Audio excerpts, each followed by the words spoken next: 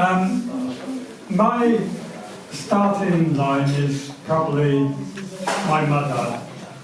She helped to make me, and my grandmother, and everything comes down the line, and the one definite figure in our lives is the ladies. I owe everything to ladies, and I'd like to read a little line, please. Praise lassies, would you love and you share? Raise your glasses, sparkling eyes, gleaming hair, rosy lips, kissing hair, joyful bliss with loving care. The lassies. Rabbi Burns was the Bob Dylan of his era. He was an ardent and respectful lover of women in his own mind. He viewed women as an improvement on the male of the species, and such ideas in 1792 were groundbreaking and shocking, particularly among the men that he hung out with in his supper club. So please join us in Green Grow the Rashes O, muting. Here's the choir. Green grow the rashes O, green grow the rashes O, the sweetest hours that e'er I spent among the lassies O. There's no but care on every hand, in every hour that passes O. What's in his eyes the life of man, and turneth for the lassies O. Green grow the rashes O, green grow the rashes O, the sweetest hours that e'er I spent among the lassies O. The worldly race may riches chase, and riches still may fly them O, and though at last they catch them fast, their hearts can never enjoy them O. Green grow the rashes O, green grow the rashes O, the sweetest hours that e'er I spent among the lassies O.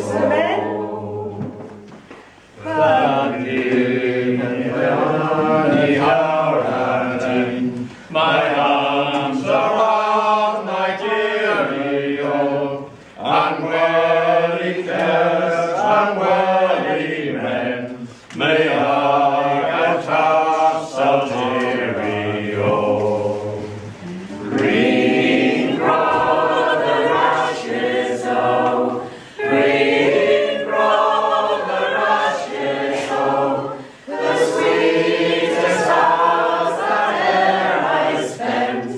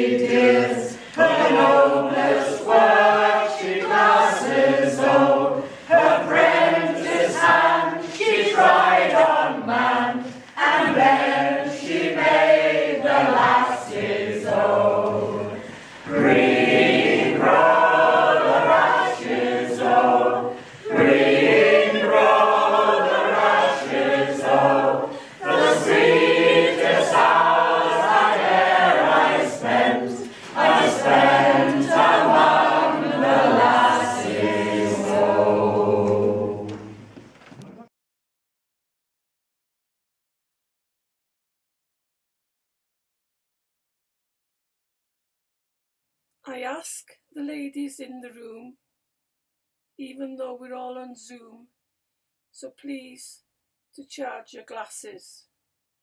It's time for us to praise the lads, and this from all the lasses.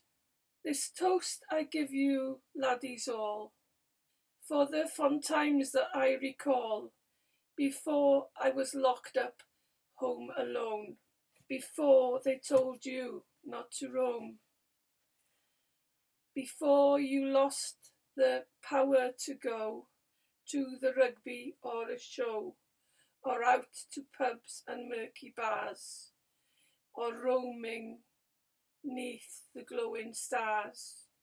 I know it's hard for you to be at home. I know it's hard for some men too, not to want to roam.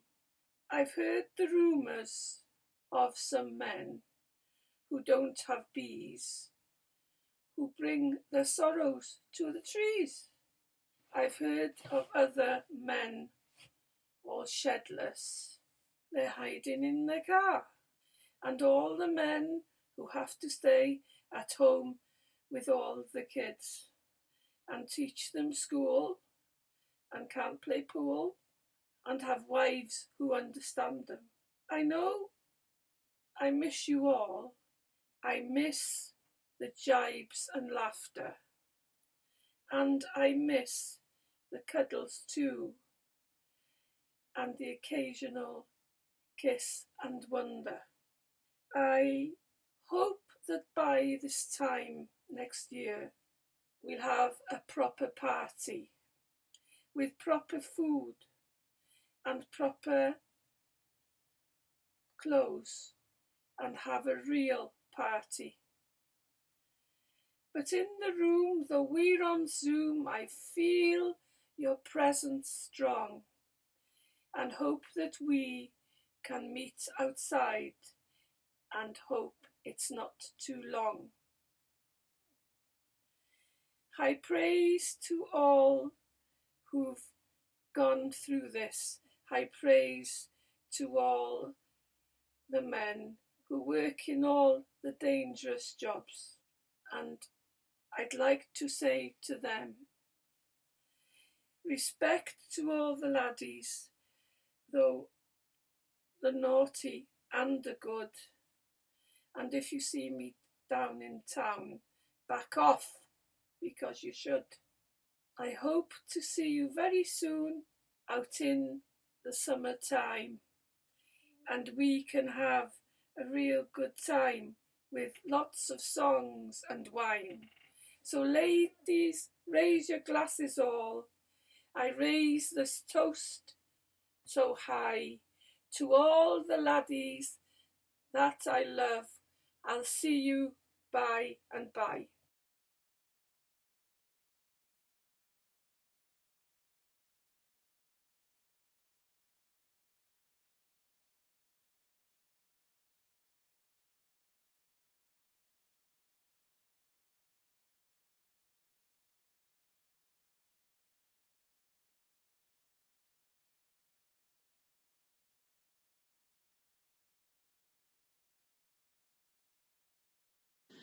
A fond kiss and then we sever, a farewell and lost forever. Deep in heart-wrung tears I'll pledge thee, warring sighs and groans I'll wage thee. Who shall say that fortune grieves him, while the star of hope she leaves him? Mean a cheerful twinkles like me, dark despair around benights me. I'll ne'er blame my partial fancy, nothing could resist my Nancy, for to see her was to love her, love but her, and love forever.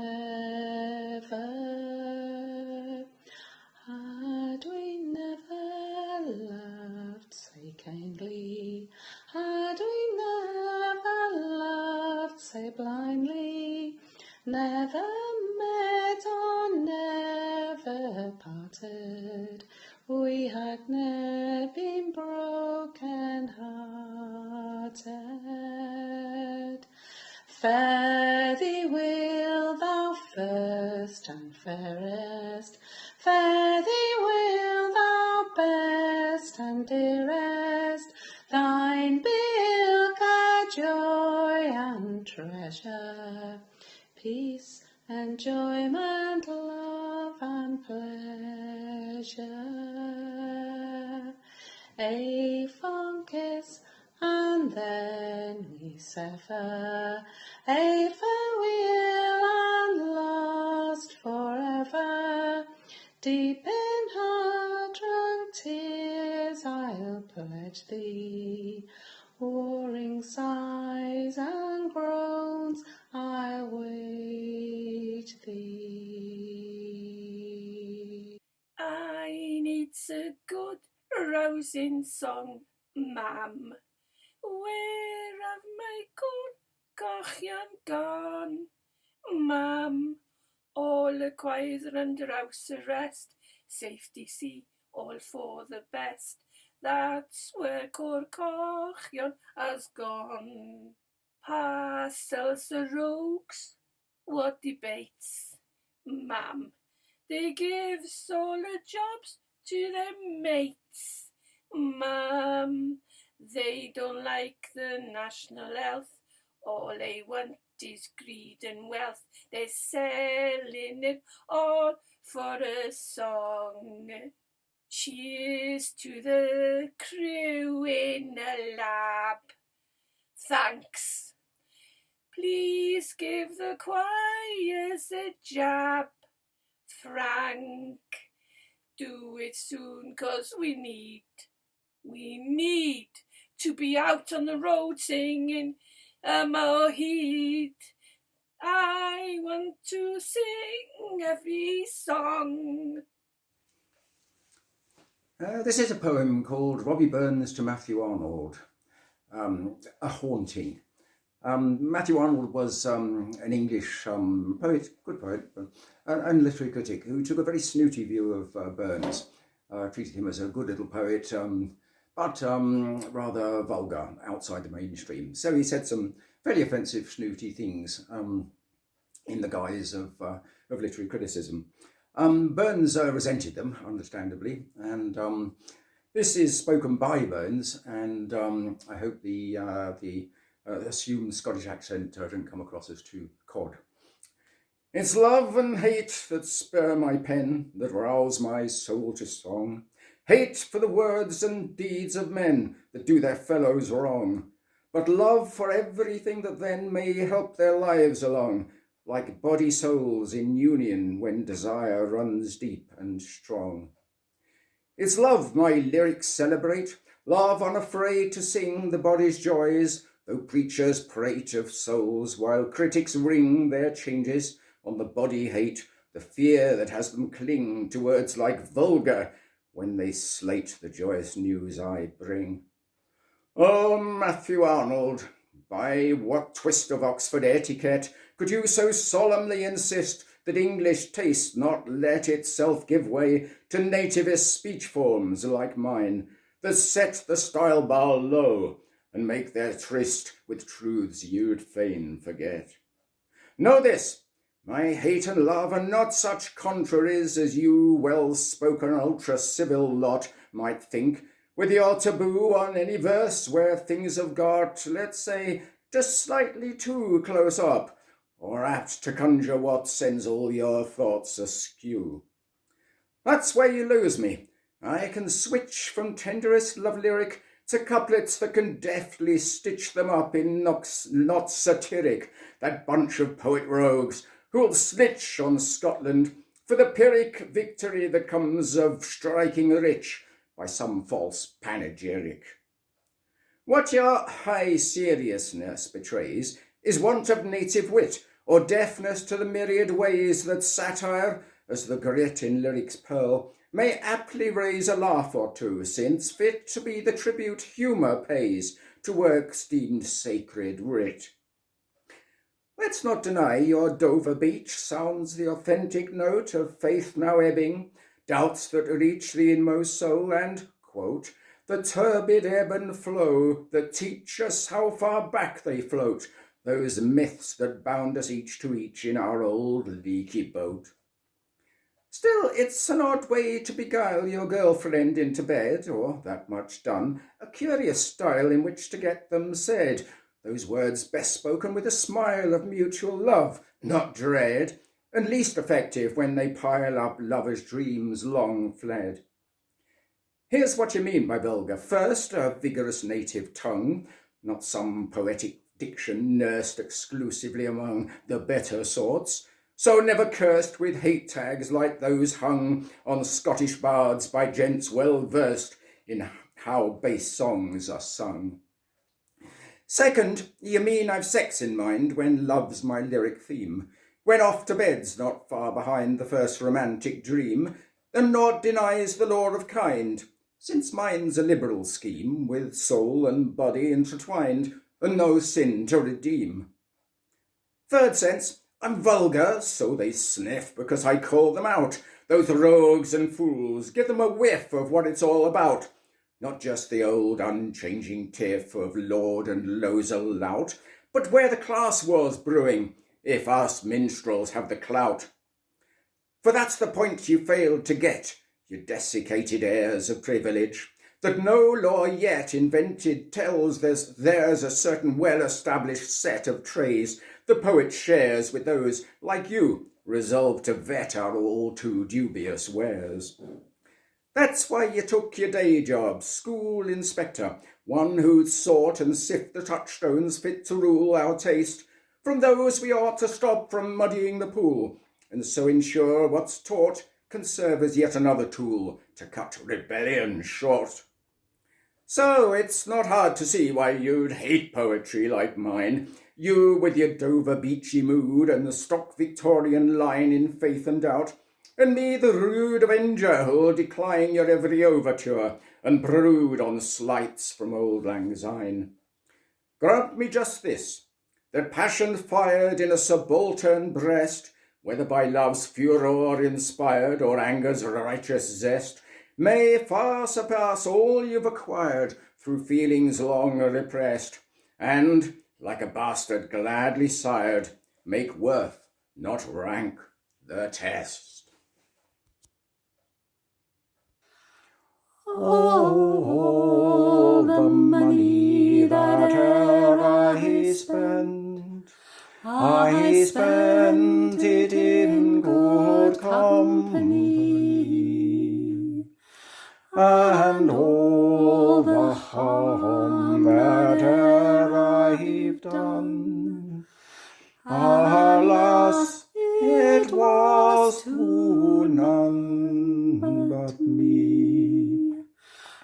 And all I've done for want of wit, to memory now I can't recall. So fill to me the parting glass. Good night, and joy be with you all. Oh, the comrades that e'er I've had are sorry for my going away, and all the sweethearts that e'er I've had would wish me one more day to stay. But since it falls unto my lot that I should rise and you should not, I'll gently rise and I'll softly call. Good night, and and joy be with you. Good night, and joy be